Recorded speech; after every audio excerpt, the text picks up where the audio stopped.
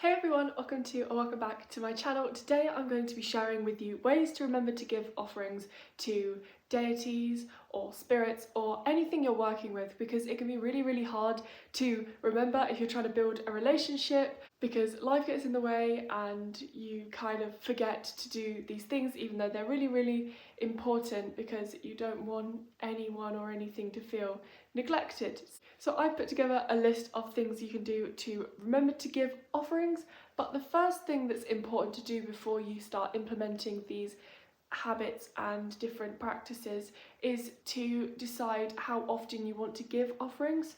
So recognize whether you are early on with your relationship with this deity or these spirits, and then see whether you need to do an offering every day, or if it'd be okay with every week or even every month.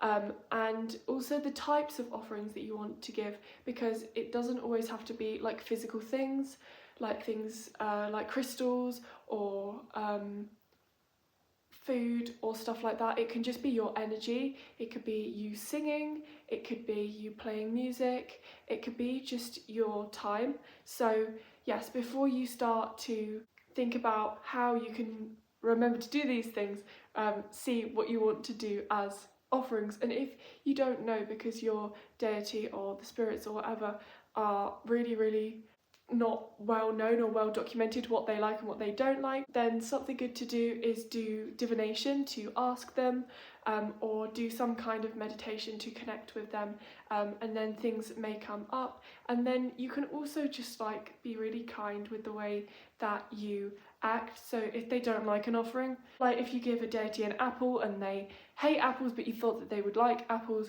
then just like kind of accept that and never be like forceful. I don't know, I haven't really done that much deity work. I probably should be making this video, but this is just to inspire you guys. And also, as always, if you have any ideas or anything you want to add to this video, please leave it in the comments down below, and maybe it can inspire one of the other viewers and it can give them some more ideas than the things that I share in this video, because everybody has different opinions, different experiences with different things, and people have learned different things to other people. So this is just what I have learned through my research.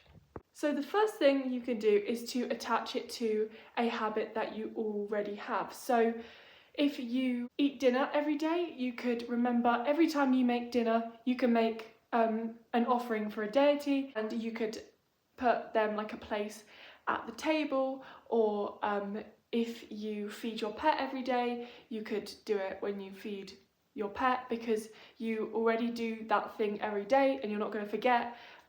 So then if it's called habit stacking, so you can attach a new habit onto one you already have, so you're less likely to forget it. But if you forget that you want to do this habit, then you could put up a picture of the deity or something associated with the thing that you want to give offerings to, so that you remember when you're in that place doing that thing. So near like your dog's food bowl, or in your kitchen, on your fridge, you could have a picture of the deity. This is a great way to be creative as well. You could paint the picture, or you could support an artist online. You could buy a print, and then you could put it up, and it will remind you what you set out to do with this new habit, so that you don't forget to do it. The next thing you could do is to give money to a charity in the deity or the spirit's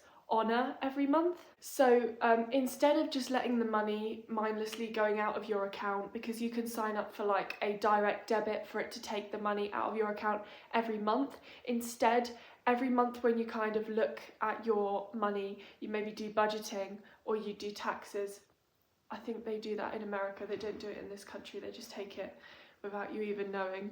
So every time you do this, you could think, what charity do I want to donate to this month in honour of my deity? So if you work with a deity like Gaia, you could donate something to conservation charity, or if you work with a deity that's like to do with war, you could be like anti-war, you could send money to like a relief charity, or a charity that gives aid to different countries who are in conflict.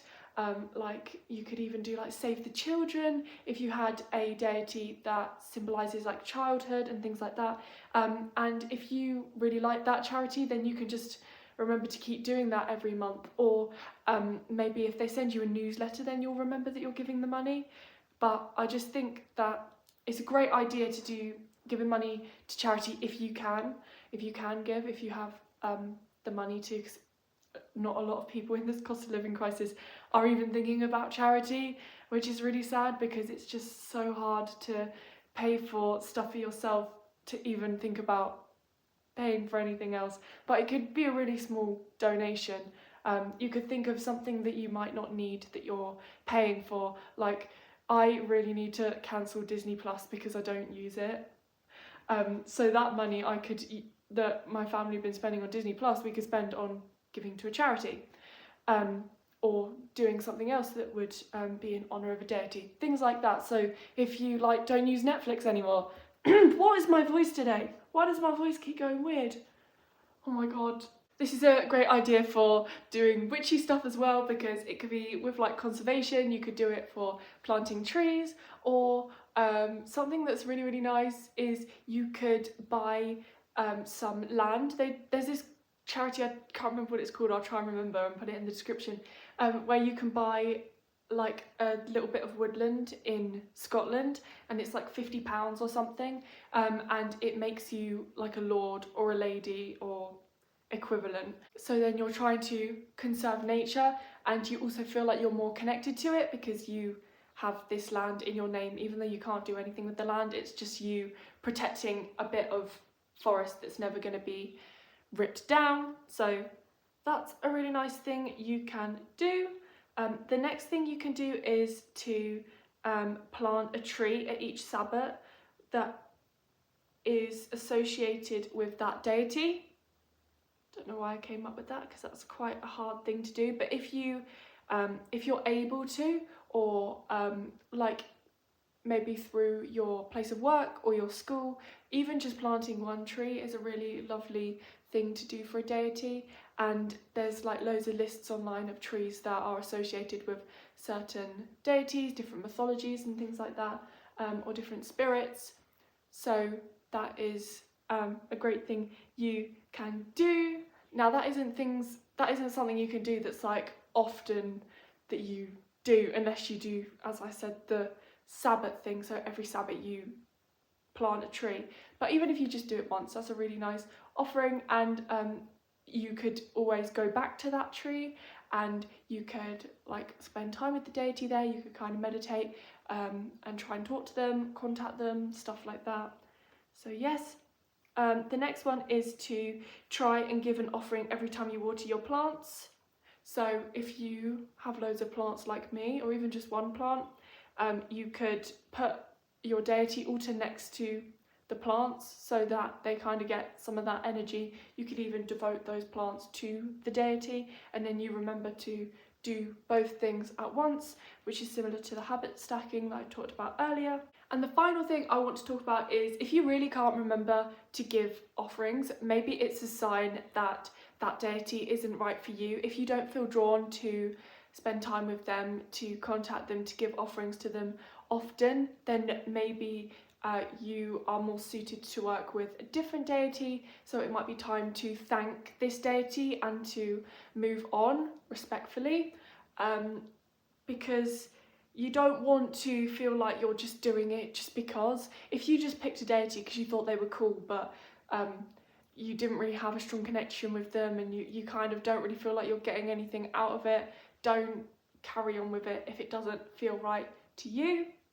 So yeah, that's a really important thing to remember. But all of that, all of the things I mentioned today are just ideas I have had. I've had very limited deity experience. I've been researching deity work for the last couple of years, but I haven't really deeply got into it because of school, and because my mind is so preoccupied with other things. But I'm hoping to connect with my deity more in the summer. I have a really exciting book I want to read about the topic, and yeah, I started connecting with this deity about 2 years ago, about a year and a half ago probably.